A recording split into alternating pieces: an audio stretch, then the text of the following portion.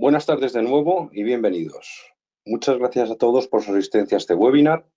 Mi nombre es Marcos Ojeda, director general de Banco Alcalá. Lo primero de todo, esperamos que todos ustedes se encuentren bien de salud. Banco Alcalá somos una entidad orientada al servicio y con una voluntad de proximidad a nuestros clientes.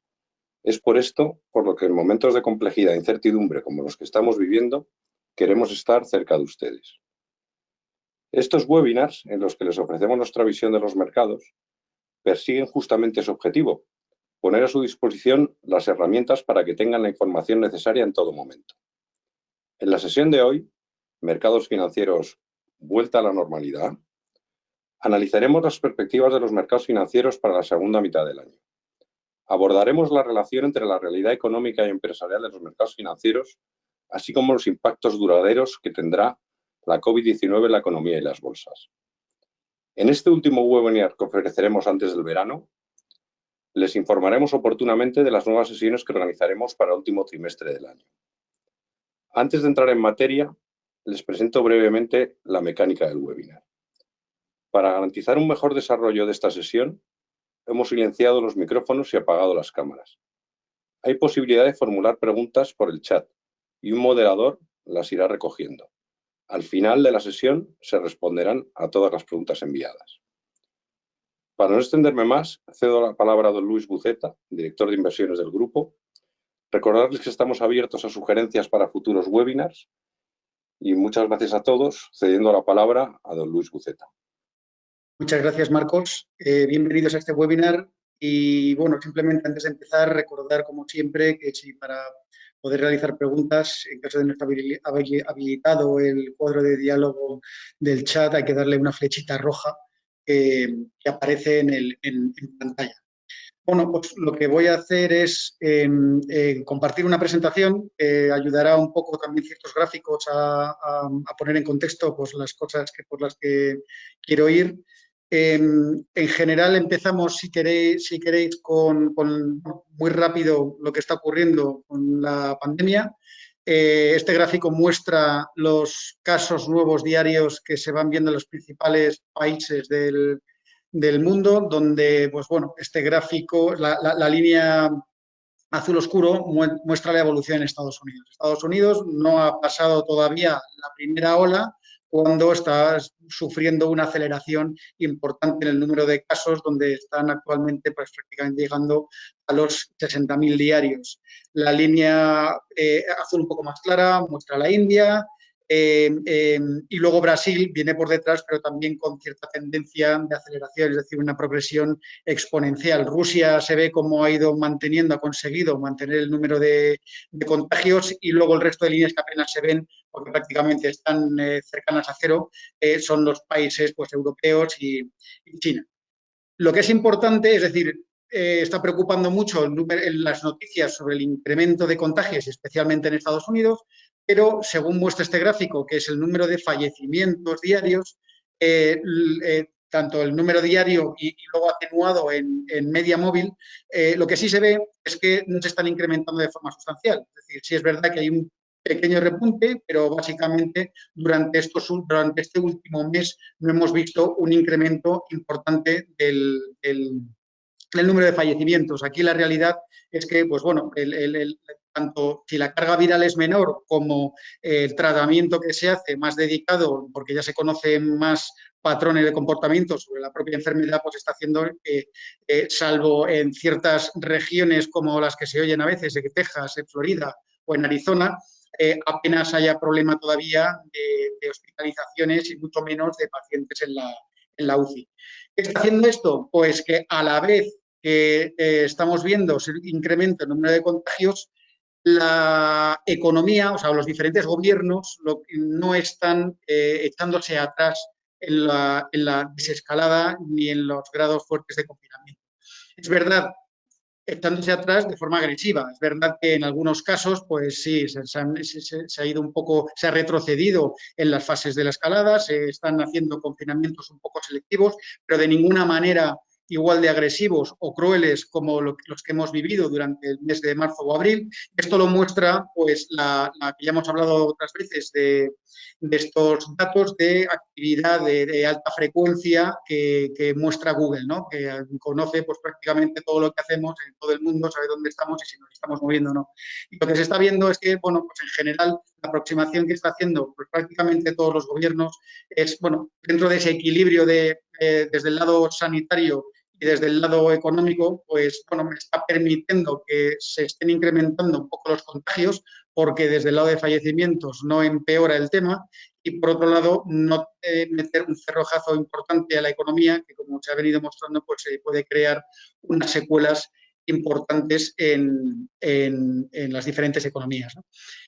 Esta tabla es interesante por ver, de alguna manera muestra el grado de crecimiento en las infecciones que había pues, hace mes y medio, durante el mes de mayo, y lo que está viendo durante los últimos 7 días, para ver si está empezando una segunda ola, si la primera ola se está manteniendo o si por el contrario se está acelerando. Y aquí están, pues bueno, todos los países y todas las regiones que prácticamente, sobre todo, que están ahora mismo en las noticias en Estados Unidos, ¿no?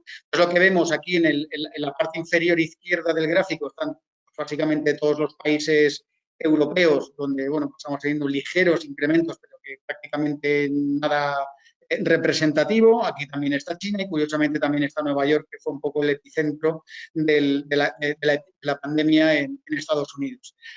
En esta zona del gráfico, por debajo de la línea roja, lo que vemos es prácticamente todos los países emergentes, donde bueno, pues empezaron con un crecimiento y ese crecimiento pues más o menos lo mantienen constante. Es decir, todavía están con tendencia alcista en el número de casos, pero el crecimiento pues, se mantiene más o menos constante, pues entre 2 y pico y 5%. Y por encima de la línea en roja lo que se muestra son las zonas geográficas o países que están teniendo una aceleración en comparación con los niveles de mayo de este año, ¿no? Y aquí sí vemos pues, lo que sale en las noticias, ¿no? Pues Arizona, Texas, Florida, en concreto Estados Unidos y, bueno, Sudáfrica, que, bueno, mantiene los ratios de crecimiento, pero tampoco parece que sea especialmente problemático. Y, bueno, pues básicamente son los Estados Unidos los que realmente están mostrando una aceleración fuerte. Pero bueno, de momento, no teniendo ese incremento en fallecimientos, es la consecuencia de que la economía pues, esté mostrando el patrón que está mostrando y la actitud de los mercados financieros, pues 3/4 de lo mismo. Desde un punto de vista macro, lo que estamos viendo es que la economía mundial sigue rebotando con fuerza. A mí me ha gustado este gráfico, que son 100 años en los que, en el caso americano, se muestran pues, las principales recesiones que ha habido pues, en esos 100 años, ¿no? Lo que aquí se ve es que no hay ninguna recuperación en U, ni en L, ni ninguna letra especial. Todas las recuperaciones son en V. Es verdad que en el año 79, 80, 81 tuvimos una W o triple W o no sé cómo llamarlo, pero la realidad es que, bueno, pues cuando hay caídas fuertes, ya simplemente el efecto base hace que la recuperación sea fuerte, como además es lo que estamos viendo durante los últimos meses. Todos los datos desde el lado consumidor, desde el lado productor, desde el lado del empleo, confianza empresarial, etcétera, incluso hasta, que ya comentaré luego, resultados empresariales, probablemente se vean por encima de las expectativas, unas expectativas que se habían rebajado quizás demasiado, ¿no? Por lo tanto, las sorpresas positivas que estamos viendo desde un punto de vista macro las seguimos viendo. Otra cosa es hasta qué punto esto es realmente sostenible. Además, aquí en Estados Unidos se está juntando un poco la no desaceleración del nivel de contagios con, por otro lado, la cercanía cada vez mayor, evidentemente, de las elecciones americanas, ¿no? donde hay bastante retórica sobre, bueno, se está viendo en encuestas cómo Joe Biden ha adelantado a Donald Trump en intención de voto y donde pues, está haciendo muchísimo análisis sobre qué puede representar las decisiones que tome el Partido Demócrata en el escenario actual, ¿no? Por un lado, situación o por lo menos análisis algo negativo en cuanto a medidas económicas y ciertamente positivo en cuanto a lo mejor medidas de represalias contra China. La realidad es que, pues bueno, a los analistas políticos, a los que leo en general de bancos de inversión americanos, básicamente lo que vienen a decir es que el miedo es exagerado a que eventualmente el Partido Demócrata gane las elecciones. Primero por dos razones. Por dos razones. Primero porque lo que ha comentado de política económica, la mayoría de las cosas son de antes de que explotara la pandemia. Es probable además que sí, pues a lo mejor eche un poco para atrás la reforma fiscal que hizo Donald Trump. Esto le puede representar a las compañías americanas, no sé, entre un 8 y un 10% de menos beneficios. Pero, por otro lado, el Partido Demócrata tiene una intención de un incremento de un programa fiscal comunal. Se está hablando de 3,5 trillones americanos de dólares, incluso en algunos sitios he leído cerca de 5, y aunque a lo mejor perjudique a cierto estrato de la población o a compañías americanas de las cotizadas, de las grandes, pues seguramente pues, en esos 3,5 trillones americanos de dólares de impulso fiscal, pues habrá también programas de infraestructura fuertes y de ayuda a familias y a compañías, con lo cual, sobre todo, que desde un punto, o sea, intentando aplicar sentido común y pragmatismo, que el americano normalmente suele tener, es difícil ver cómo cuando una economía todavía no está teniendo tracción sostenible sobre la recesión que ha sufrido o que está sufriendo actualmente en el año 2020, pues simplemente medidas y se peguen un tiro en el pie que vayan a perjudicar esa recuperación económica, ¿no? Por otro lado, en Europa, todos estamos dependientes de a ver si este viernes llega a un acuerdo en las condiciones de ese fondo de recuperación. Seguramente se incremente algo la condicionalidad para los países periféricos y donde haya menos subvenciones o transferencias y más préstamos. También se está hablando a lo mejor de una aproximación un poco más conservadora al presupuesto de la Unión Europea para los próximos 7 años, o incluso que esa deuda que se asume a nivel paneuropeo, esa mutualización de la deuda, a lo mejor el plazo de repago sea un pelín inferior. Bueno, ya veremos a ver cómo se va discutiendo. La realidad es que parece que el programa saldrá, otra cosa es la condicionalidad y cuesta creer que una vez asumido el compromiso por parte de Francia y Alemania, los países, los 4 frugales que llaman, de Holanda, Austria, Suecia y Dinamarca, realmente pues lo tumben, ¿no? Por otro lado, por seguir con ya la expectativa macro, en mercados emergentes todavía están en una fase razonablemente inicial de la evolución de la pandemia. Hemos comentado otras veces que son economías más vulnerables, con menos capacidad desde un punto de vista institucional de actuar con la fortaleza y contundencia que ha hecho el mundo desarrollado, como Estados Unidos, Europa, Japón o incluso China. Y por tanto, pues a lo mejor todavía vemos cierta debilidad o más inestabilidad en el flujo de noticias de lo que pueda ocurrir en ese tipo de economías. Claro, emergentes también es un conjunto bastante heterogéneo, ¿no? Por un lado, pues hay economías como la China, los países del norte de Asia, tipo Corea del Sur, que tampoco están sufriendo tanto y que cuentan con fortaleza, por así decirlo, en sus cuentas públicas como para capear este temporal. Otros países que todo lo contrario, les pilla endeudados, sin capacidad, mucho más vulnerables, y yo creo que esos son los que hay que evitar básicamente a toda costa. Y luego pues un tercer conjunto de países que están un poco entre los dos escenarios, como puede ser México, Brasil, que son grandes, que tienen capacidad, pero les está afectando de manera importante pues, la evolución de la pandemia en el corto plazo. Siguiendo con la historia macro, quería explicar un poco un par de debates que hay actualmente en el mercado, yo creo bastante interesantes, de lo que podemos ver a lo mejor en el futuro, qué tipo de escenario económico nos podemos encontrar. Por un lado, está el debate de si todo este incremento, esta impresión de dinero tan descomunal por parte de los bancos centrales, que básicamente lo que están haciendo es imprimir dinero para monetizar los déficits públicos, si esta impresión de dinero pues, va a generar una inflación fuerte en el futuro. La realidad es que, bueno, pues viendo este gráfico también de 100 años, muestra cómo, por lo menos básicamente hasta los años 80, ha habido una correlación bastante importante entre la inflación y el incremento de oferta monetaria. A partir de los años 80, lo que viene a ocurrir es una desregulación del sistema financiero en la que, bueno, pues vemos como momentos importantes de expansión de oferta monetaria, de expansión de los balances de los bancos centrales, apenas afectan a la inflación. Sobre todo también lo hemos visto especialmente los últimos 10 años, después de la gran crisis financiera, que es cuando se incrementan contundentemente también, no al nivel actual, como se puede ver en el gráfico, no es lo mismo esta línea aquí que esta línea que básicamente pues, más que lo duplica, cómo apenas ha afectado a la inflación.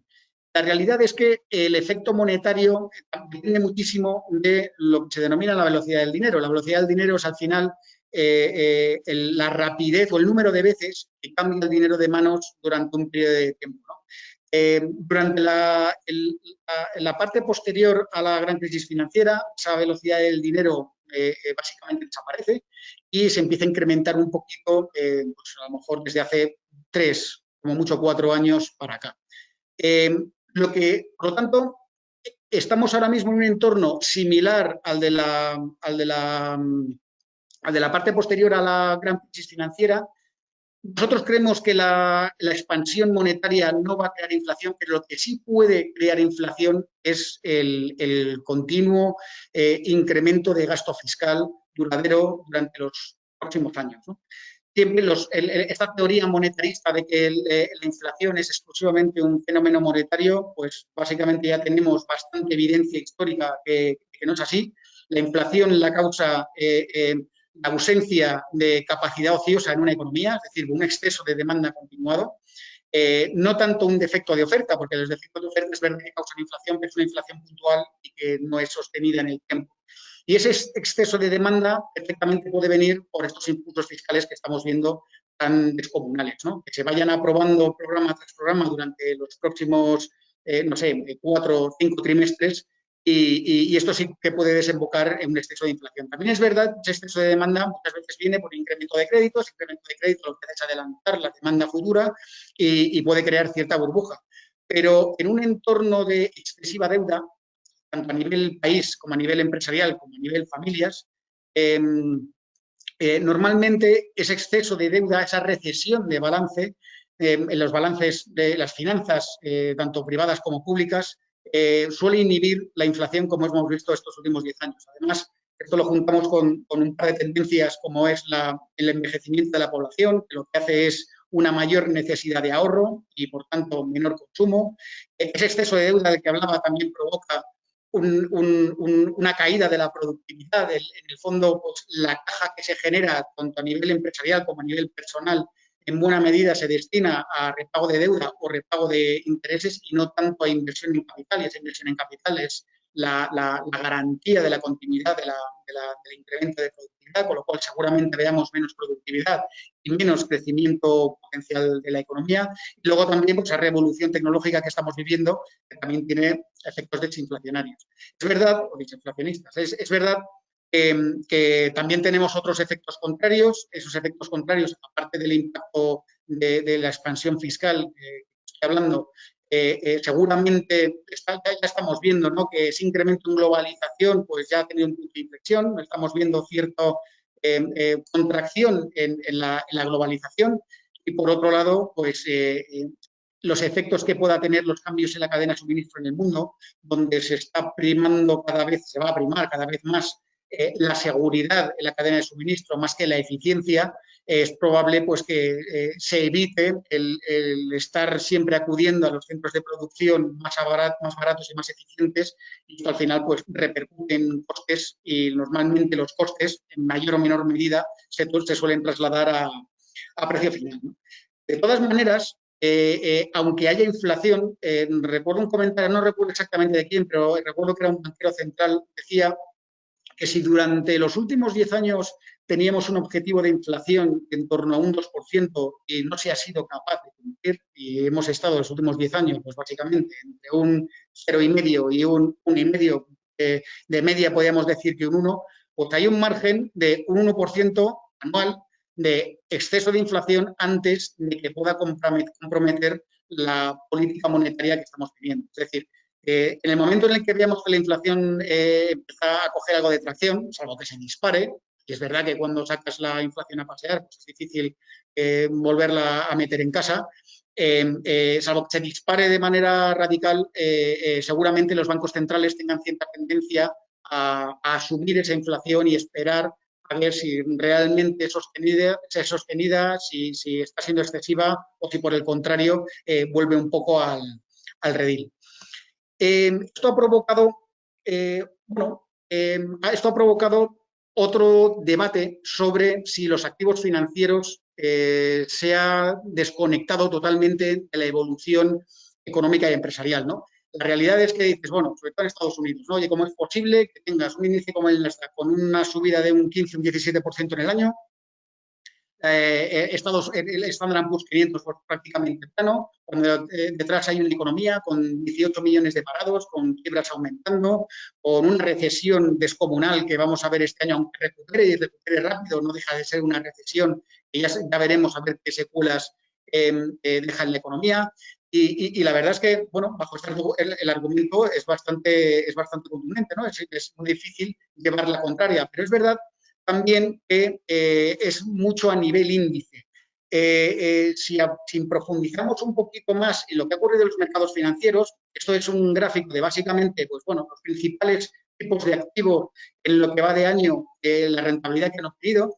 Lo que más pues, se ve la renta variable china y el Nasdaq, luego la parte de crecimiento del S&P 500, luego la deuda americana, que con la caída tan brutal de los tipos de interés pues, ha subido muchísimo toda la parte de deuda americana, incluyendo la deuda crediticia de grado de inversión o incluso en algún caso incluso bonos convertibles, etcétera. Y cuando nos salimos de aquí, y el propio dólar, que también ha tenido algo de recuperación, cuando nos salimos de aquí, pues empezamos a ver que todavía el mercado está en negativo en mucho tipo, en una cantidad ingente de tipos de activos, ¿no? Incluyendo aquí más abajo, pues tenemos en general prácticamente pues, todas las bolsas en el mundo que están cayendo pues, entre un 11 y un 20%, las materias primas un 21%, en la peor bolsa que lo está haciendo es Brasil.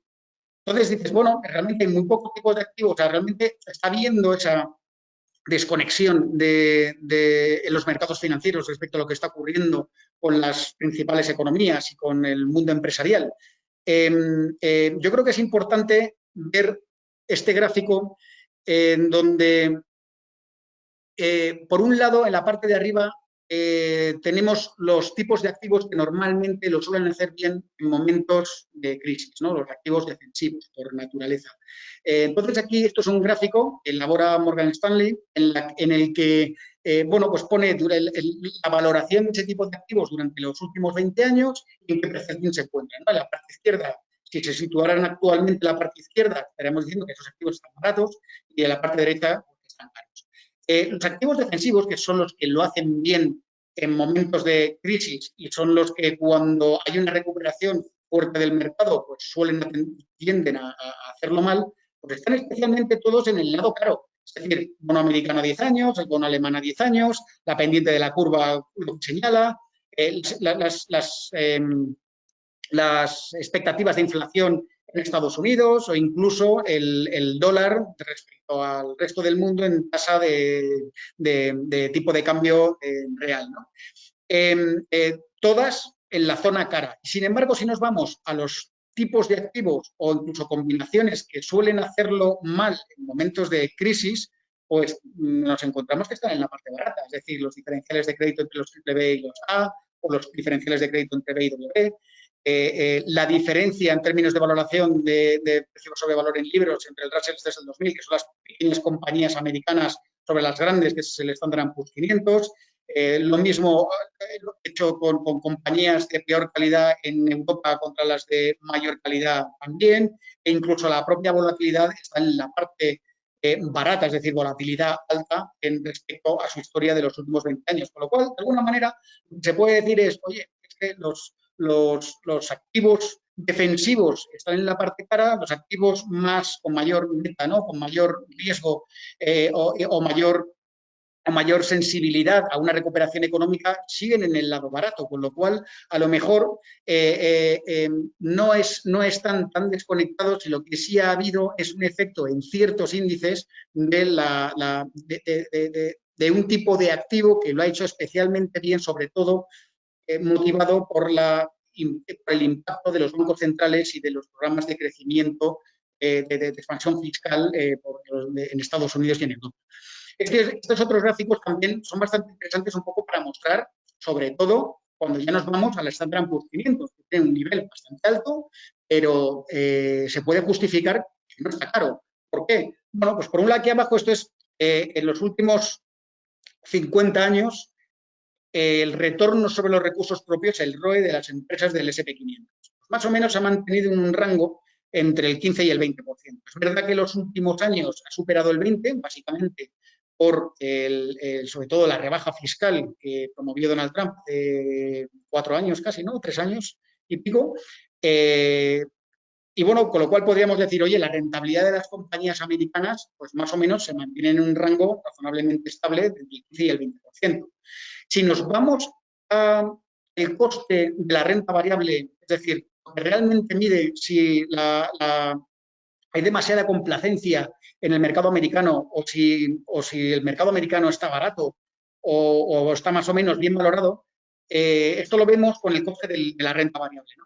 En el mercado americano, y en este caso para el Standard & Poor's 500. El coste de la renta variable se descompone por la tasa libre de riesgo más una prima de riesgo que se exige a la renta variable.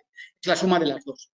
Lo que hemos estado viendo también durante los últimos, es un gráfico desde 1977, de los últimos 42 años, en donde más o menos ese coste de la renta variable pues, se ha mantenido estable entre el 8 y el 10%, momentos en los que con crisis, y además los años coincide con los años 80, 79, 80, 81, esa W que mostraba antes, la prima de riesgo sube especialmente, sobre todo aquí lo que ocurrió es una subida brutal de los tipos de interés de Paul Volcker cuando había, en un momento en el que la inflación se estaba escapando de una manera radical en Estados Unidos, y luego a lo que hemos asistido es a una tendencia secular de desinflación y, por tanto, bajadas de tipos de interés. Esa bajada de tipos de interés ha llegado ahora mismo a niveles mínimos y lo que ha ido compensándose es con prima de riesgo para la renta variable. Ahora mismo estamos en niveles cercanos a máximos en cuanto a prima de riesgo de la renta variable, lo cual hace que el coste total para la renta variable, para el Standard & Poor's 500, pues más o menos esté en media histórica. ¿Por qué está tan alto? ¿Por qué está 22 veces beneficios del año que viene? Pues básicamente por la bajada de los tipos de interés de referencia. Si de alguna manera pensamos que estos tipos de interés se van a mantener así de bajos durante muchos años, y ya lo he comentado alguna vez, mi apuesta personal, esto ya no es una visión especial del banco, pero bueno, cuando se comento con estrategas especialmente, pues más o menos están de acuerdo, es que en nuestra vida profesional probablemente no volvamos a ver tipos de interés al 3 o al 4%. Seguramente con los niveles de deuda que va a haber en el mundo y va a ser difícil bajarlos, los tipos de interés van a permanecer muy bajos durante bastante tiempo. Entonces, esto al final muestra si comparamos diferentes ratios de valoración con la parte última de la gran crisis financiera, tercer trimestre de 2009, el nivel mínimo de la crisis financiera lo tocó, mínimo de mercado lo tocó al final del primer trimestre de 2009, pero desde un punto de vista macro, fue el tercer trimestre y el cuarto trimestre lo que fueron marcando los mínimos o los máximos en quiebras, los mínimos en resultados empresariales, económicos, etc. Lo que estamos viendo es que está tanto el PER de la bolsa americana, pues se sitúa en unos niveles similares, los bonos a 10 años evidentemente no, porque ha habido una caída, una aproximación completamente distinta por parte de los bancos centrales, pero por ejemplo la diferencia entre el earnings yield, que es la rentabilidad de los beneficios de las empresas de la bolsa en comparación con la rentabilidad que dan los bonos, gracias a estos tipos de interés tan bajos, son especialmente altos, los diferenciales de crédito similares a los niveles anteriores, diferenciales de crédito de investment grade, o sea, de grado de inversión, los diferenciales de créditos de bonos basura, bonos de alto rendimiento también similares también, y niveles de volatilidad muy similares, con lo cual hace que el PER ajustado por ciclo, es decir, utilizando beneficios de los últimos 10 años y no los beneficios actuales o los proyectados para los próximos 12 meses, pues hace que la bolsa mundial pues prácticamente se encuentre en unos niveles muy similares a los de bueno, pues, la historia reciente, ¿no? ¿Y qué es lo que está ocurriendo? Pues básicamente lo que hemos visto durante en la gráfica el gráfico de los comportamientos de rentabilidad de los diferentes tipos de activos, ¿no? Y es una diferencia tan brutal entre un tipo de compañías, las growth, contra lo más defensivo, lo demás de crecimiento, de calidad, contra lo más cíclico, lo que se denomina value, más componente industrial, etcétera, bastante fuerte, ¿no? Es una tendencia que veníamos viendo durante los últimos 10 años, básicamente sobre todo porque Estados Unidos tiene más porcentaje de compañías de crecimientos altos que el resto del mundo. Esa tendencia en la época COVID pues se ha mantenido, pero es que la parte de crecimiento contra la parte más de valor, que también estos últimos 10 años hemos visto que lo hacía algo mejor, es que ha tenido una aceleración descomunal, ¿no? Sin embargo, pues bueno, cíclicos contra defensivos, pues ya un poquito más dependiendo del entorno del mercado. Por lo tanto, lo que sí estamos viendo es que la velocidad de la recuperación va a afectar de forma diferente a diferentes países, a diferentes industrias, a diferentes compañías. Con lo cual, yo creo que es importante una gestión activa, va a ser fundamental en este entorno. Hay demasiados escenarios posibles desde un punto de vista económico y además todos ellos muy dependientes de un factor exógeno, que es la evolución de la pandemia.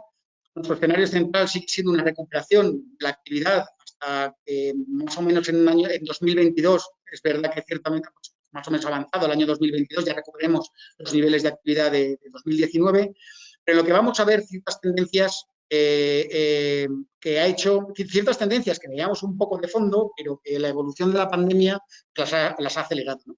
Por un lado, la fortaleza, es evidente, la fortaleza del negocio de las grandes compañías tecnológicas y sobre todo la aceleración del comercio electrónico, eso es evidente. Por otro lado, la japonización del mundo de la renta fija, es difícil ver tipos de interés mucho más altos de lo que están ahora. De hecho, incluso hasta en momentos de recuperación económica hemos visto, porque también están manipulados los precios por parte de los bancos centrales, los tipos de interés, y que básicamente una región como Estados Unidos, que se pone a recuperar por lo menos en datos macro de forma bastante consistente, pues no hemos visto que el bono a largo plazo, que lo suele recoger en forma de subidas de las rentabilidades, pues apenas se ha movido, incluso en las últimas semanas, pues esto ha caído un poco, ¿no? También temas de lo que he comentado de la cadena de suministro, primando más la seguridad, reversión del incremento de la globalización, la menor productividad de la que comentaba antes, menor crecimiento potencial económico y sobre todo otra que es brutal y pues sí que está cambiando de forma radical, el mundo de la inversión y también el mundo empresarial, es el tema de la sostenibilidad. Estamos viendo en Europa, además, somos campeones del mundo en este sentido. Todo apoyo que pueda haber por parte de las administraciones públicas va a tener un componente de sostenibilidad detrás.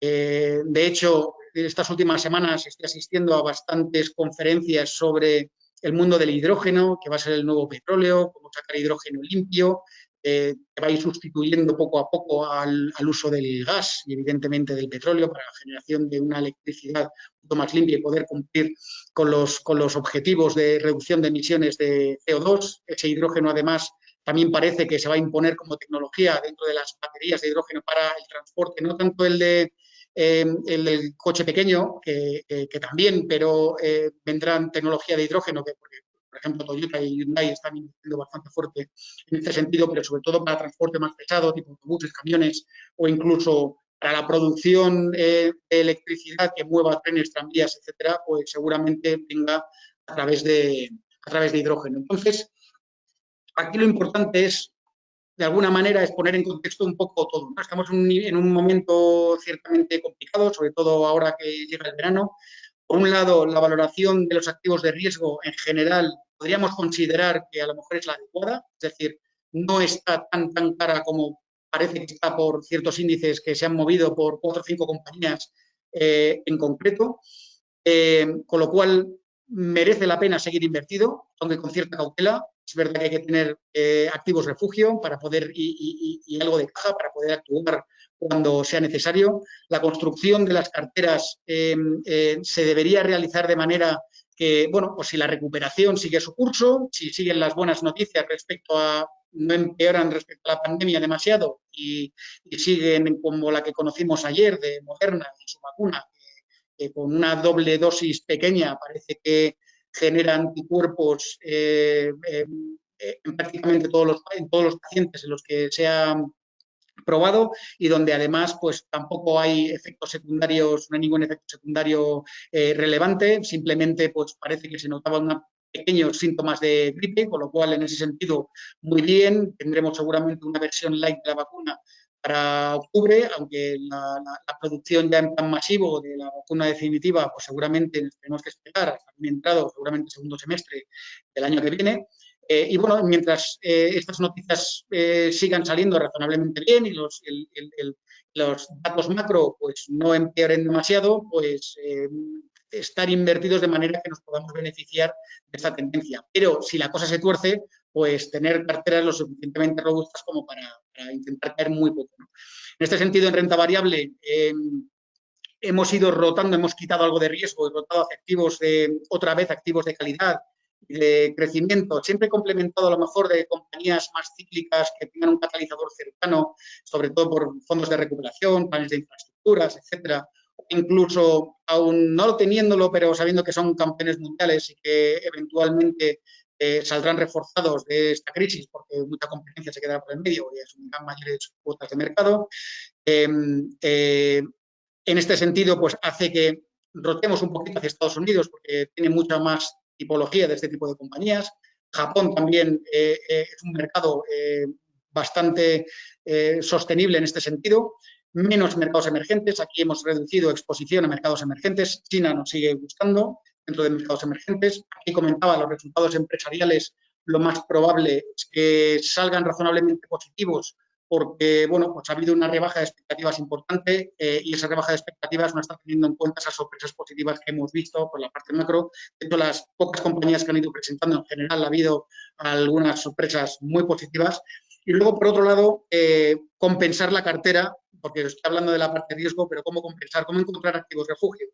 La realidad es que, por un lado, podemos tener los bonos de gobierno, lo que pasa es que, claro, ya con las rentabilidades que están teniendo, no actúan tanto como refugio como en anteriores ocasiones, pero sí es verdad que el bono americano a 10 años es un activo refugio, en momentos de revolcón de bolsa suele incrementarse. En este sentido, hemos encontrado que vemos que ahí es mejor comprar bonos del Tesoro americano a través de bonos ligados a la inflación, expuestos más que a tipos de interés nominales, a tipos de interés reales. Creemos que los tipos de interés reales están más baratos que los nominales. Si además incluso la inflación empieza a repuntar un poco, es una manera de protegerse contra la inflación. Y si al final el crecimiento económico empieza a flaquear y entonces los tipos de interés caen, los tipos de interés de mercado, que son los de largo plazo, caen, suelen caer con bastante más fuerza que lo que caen luego, derivado de ello, las expectativas de inflación, ¿no? Con lo cual, lo que hemos hecho es incrementar o invertir en bonos ligados a la inflación de plazos más o menos largos, seguir invertidos en grado de inversión de compañías, de deuda de compañías, porque seguramente, o sea, bajo el paraguas de los bancos centrales, en momentos malos de mercado, los diferenciales de crédito no creemos que se amplíen demasiado. Seguramente lo que veamos es que se mantienen razonablemente estables y la bajada por detrás de los tipos de interés nominales de la tasa de referencia de gobiernos pues, le dará soporte a la valoración. Con lo cual, es curioso como un nuevo activo, que es el bono corporativo de grado de inversión, siempre ha tenido cierto riesgo, pues se pueda considerar incluso un activo refugio, ¿no? Por otro lado estarían también las divisas tipo dólar o yen, pero importante también el oro. Y con este el último gráfico, donde está entrando muchísimo dinero en los ETFs de oro. Aquí tenéis una valoración también de largo plazo de los últimos 50 años del oro respecto a las diferentes divisas. Básicamente está en máximos históricos contra todas las divisas. Quizá algo menos ha sido la subida con respecto a las divisas más de refugio tipo yen o franco suizo, pero contra dólar y contra euro pues lo vemos ya cogiendo esos niveles máximos históricos.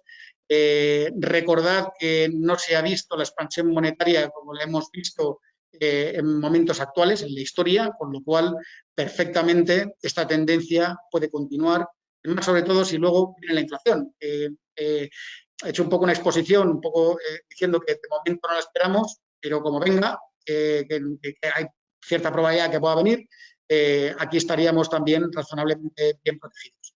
Y bueno, me he extendido un poco más de lo habitual, pero bueno, si queréis pasamos al turno de preguntas. Muy bien, buenas tardes, Luis. Vamos con la Buenas primera tardes. pregunta. Tesla, Amazon, Netflix están en precios muy exigentes. ¿Qué prognosticas? ¿Se desinflarán? ¿Quién lo sabe, no? Tesla, yo creo que el nivel es descomunal de valoración. Es verdad que le está yendo bien, es verdad que ha sorprendido al alza en las entregas de coches este último trimestre, pero está cotizando muy por encima de la compañía que más coches fabrica, es Toyota, y muy por encima también de Volkswagen, ¿no? La cotización actual de Tesla está suponiendo que básicamente no va a tener competencia, no va a haber ningún producto sustitutivo a sus coches, no sé, 3, 4, 5 años, y te está poniendo también en precio una capacidad o un incremento de producción es imposible, por mucho que se acelere o se ponga ya en funcionamiento la gigafactoría en China y en Alemania, o unos márgenes triplicando, lo cual también bueno, pues, no se ve muy razonable. Con lo cual, mi Tesla, pues oye, me ha sorprendido, no sabía yo bueno, pues a veces hay consecuencias en los mercados de este tipo de tendencias que vemos y se forman burbujas. Yo creo que la de Tesla es una. Amazon lo veo caro, no veo que sea una burbuja, pero lo veo caro, no me gusta invertir a esos múltiplos, pero es verdad que es una compañía que los retornos que obtiene sobre el capital que invierte, aunque no genere caja, porque está todo el rato reinvirtiendo toda la caja que genera en proyectos nuevos o en la mejora de los proyectos actuales, sí esos retornos parecen que son razonables y sobre todo que la parte de AWS, Amazon Web Services, que es una parte de la nube, que sea realmente rentable, pues también está teniendo un empujón gracias a esto de la pandemia. Aún así, pues no creo que siga, bueno, no sé, ¿por qué pagar 70 y no 50 veces? Es que no hay ningún criterio que lo soporte, ¿no? O 70, no 90, no 120. Es que es completamente, yo creo, binario y es más especular que invertir. Y lo mismo podría decir de Netflix. Netflix, luego ahora hay un debate sobre, oye, la aceleración de suscriptores que han tenido durante estos últimos meses, cuando se normalice la economía, se va a mantener o van a sufrir bajas. Eh, eh, yo creo que, a ver, suena razonable que se pueda mantener. Lo que no se está teniendo muy en cuenta es que la escala que está cogiendo Netflix en el mundo, esa escala pues es muy, con el apalancamiento operativo que tienen compañías de este estilo, hace que los márgenes puedan despuntar de forma importante y ahí, pues bueno, es cuánto se paga por ello. Tampoco la tenemos, porque también las valoraciones son extremadamente exigentes. En este sentido, pues donde sí estamos invertidos es en Apple, en Microsoft y en Facebook. En otras compañías también de tecnología, de estas grandes famosas, pues en estas tres. Muchas gracias. Oro, casi a 2000, ¿cómo lo ves? Pues llegando a 2000 para final de año y sin problema, yo creo. Bueno, no sé, aquí ya uno se está mojando demasiado. Eh, eh, y luego, pues perfectamente con la tendencia alcista. O sea, al final el oro se va a mover muy en línea con la evolución de los tipos de interés reales. Contaba antes de los bonos de inflación. Los tipos de interés reales sigan bajos a la vez que se sigue imprimiendo dinero, es un entorno muy favorable para el oro. Y los tipos de interés reales seguramente sigan cayendo, porque inflación, difícil ver que caiga más, es decir, está baja, estas expectativas de inflación estaban demasiado bajas, se han recuperado. Por otro lado, a lo mejor sube un poquito, no lo sé, o a lo mejor sube mucho, pero si sube mucho lo que hace es bajar los tipos de interés reales, por lo cual es bueno para el oro, pero si se mantienen donde están y los tipos de interés nominales también se mantienen donde están, o incluso en un momento malo macro, es decir, en un momento bueno macro, la inflación debería ayudar un poco. Por lo cual es el escenario que acabo de dar. En un momento malo macro, pues las perspectivas de inflación caen, pero caen mucho menos de lo que suelen caer los tipos de interés nominales. Por lo cual los tipos de interés reales seguirán cayendo, por lo cual también es beneficioso para el oro. Aunque el oro tiene su volatilidad, pues yo creo que a medio plazo es un activo que Muy bien. ¿La inversión en dividendos se mantiene firme? Se mantiene firme. Esta historia que estamos viviendo, pues es temporal. O sea, es lógico que compañías reduzcan o eliminen dividendo porque necesitan la liquidez para sobrepasar estos trimestres malos. Pero luego cuando el mundo normalice, pues volverán a la rentabilidad por dividendo y al crecimiento de los dividendos que tenían antes. Es verdad que uno cuando ve los índices de dividendo, el MSCI World, el subsegmento de alta rentabilidad por dividendo sostenible o los Dividend Aristocrats, etcétera, en Estados Unidos, estos índices lo están haciendo bastante peor que los índices normales porque normalmente pues, tienen mucha menos inversión, menos peso en estas Amazon, Netflix, Facebook, etcétera. Pero, como sabéis, nuestra aproximación a la inversión por dividendo se escapa un poco de lo que tienen estos índices.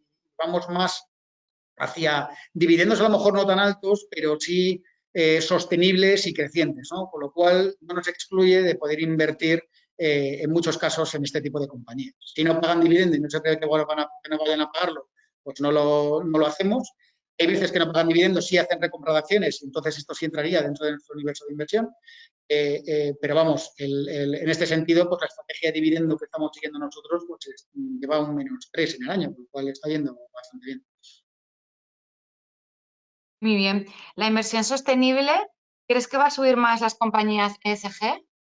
Sí, desde luego, lo estamos viendo ya. O sea, ya lo veíamos desde hace año y medio, además en reuniones con compañías. Bueno, antes de reuniones con compañías, estaba viendo en reuniones a veces con asset managers, otros gestores, ¿no? Estilo BlackRock, Fidelity. Bueno, por ejemplo, anécdota. BlackRock hace un foro mundial virtual y de 2 días, y los 2 días todas las ponencias iban con componente sostenibilidad. Todas las ponencias. O sea, ya era demasiado aburrido el tema. Pero cuando hablas con cualquier gestora de las importantes, grandes, AXA, Fidelity, bueno, me da igual, JP Morgan, Morgan Stanley, etcétera, todas están adoptando y con un foco cada vez más intenso del análisis de la sostenibilidad de las compañías. Esto está provocando que las propias compañías pues tengan que darle una vuelta estratégica a su plan de negocio y poder intentar vender de alguna manera su estrategia de sostenibilidad.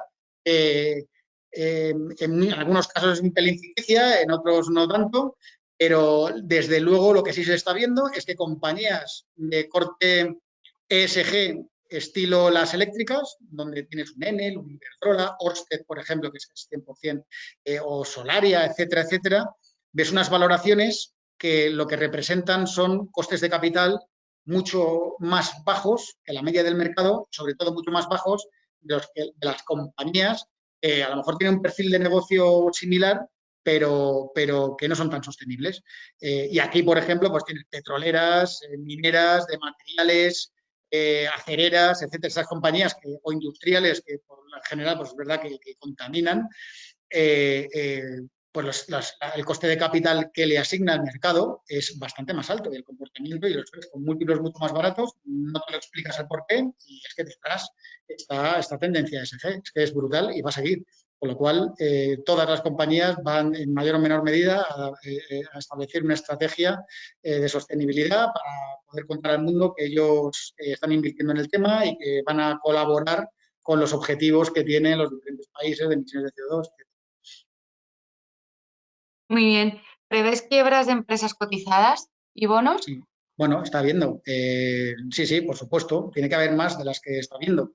Las agencias de rating están bajando el rating crediticio a una velocidad mayor de la que vimos en la gran crisis financiera. También es verdad que esa caída también ha sido especialmente fuerte durante el año 2020 y eventualmente pues, tiene que haber más quiebras. No está habiendo tantas como a lo mejor debería, gracias a que bueno, pues bancos centrales y gobiernos están ayudando a que se encuentren refinanciación, compañías que se quedan prácticamente sin cuenta de resultados, pero bueno, pues niveles de paro como los actuales Sobre todo, además, si tenemos en cuenta que no hablo de ello y porque me he olvidado, pero uno de los grandes riesgos que tenemos es, sobre todo en Estados Unidos, que la evolución de la pandemia empeore un poco más, con lo cual afecte de forma radical a la confianza del consumidor. El consumidor es el 70% de la economía americana. Eso sí que puede tener un impacto negativo en la economía y en los mercados. Y sobre todo, cuando estamos hablando del consumidor, de alguna manera, y sobre todo con las tasas de paro que a lo mejor no recuperen a la velocidad que tienen que recuperar, va a influir en la tasa de quiebras incrementándose de forma importante. Otra cosa es que no es que a veces no son del todo quiebras, son, bueno, concursos de acreedores, como hay aquí, ¿no? Donde se busca la protección de la compañía y donde pues se le da un tiempo para que la compañía encuentre vías o de encontrar un socio o emplear capital o refinanciar deuda y entonces poder seguir a seguir adelante, ¿no? No desaparecer para siempre, como ha ocurrido en otras crisis.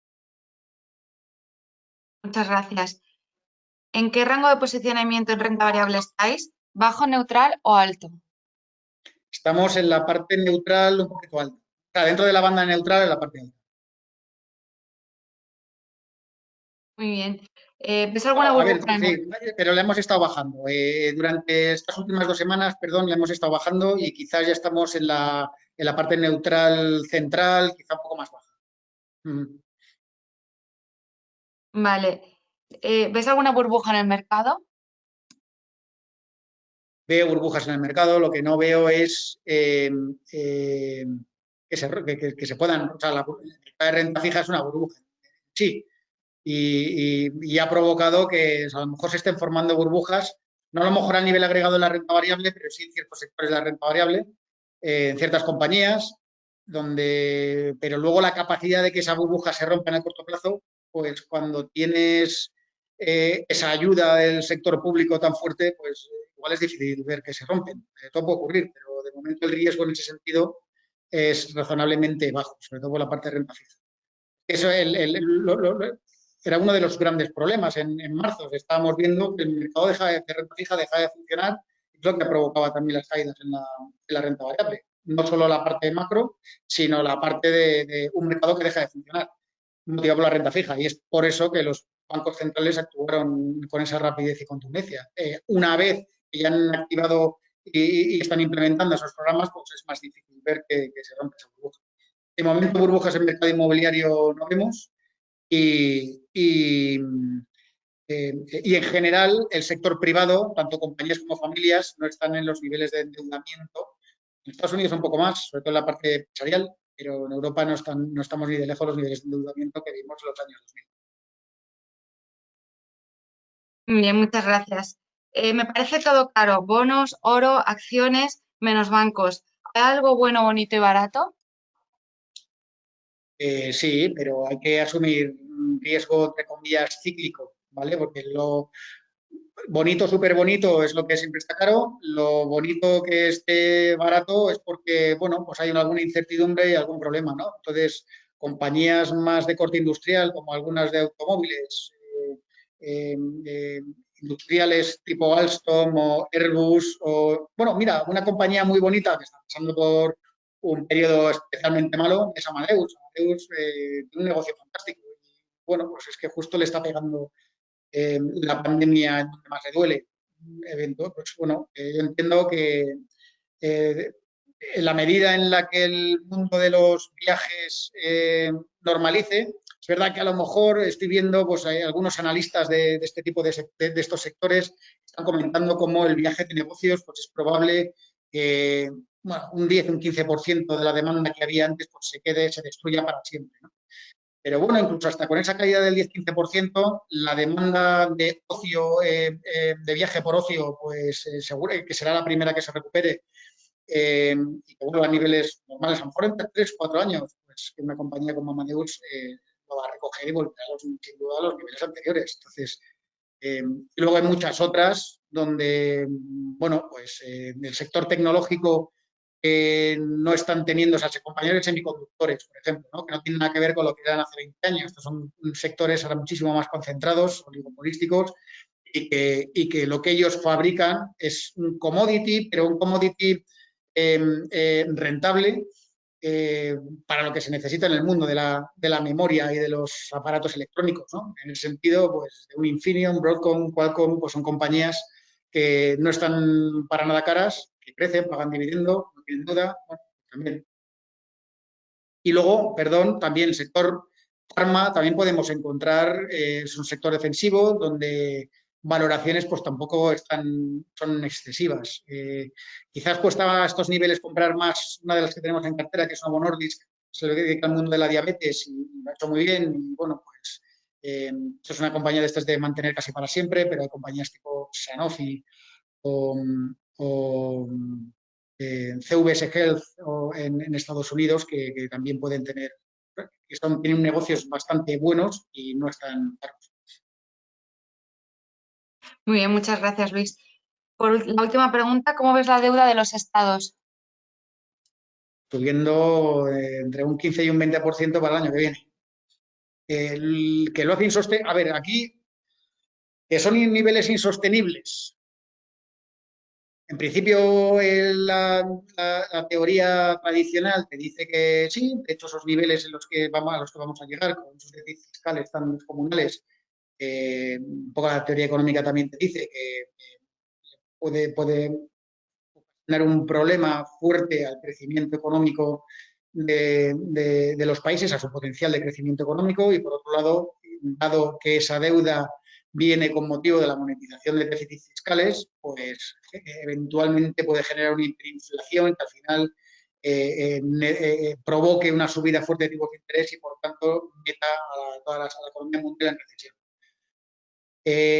Pero luego está esta teoría nueva, la nueva teoría monetaria, donde de alguna manera, que es un poco lo que se está empezando a implementar en todo el mundo, de alguna manera lo que viene a decir es que la economía no funciona así, todo lo que has estudiado pues prácticamente no vale de mucho y que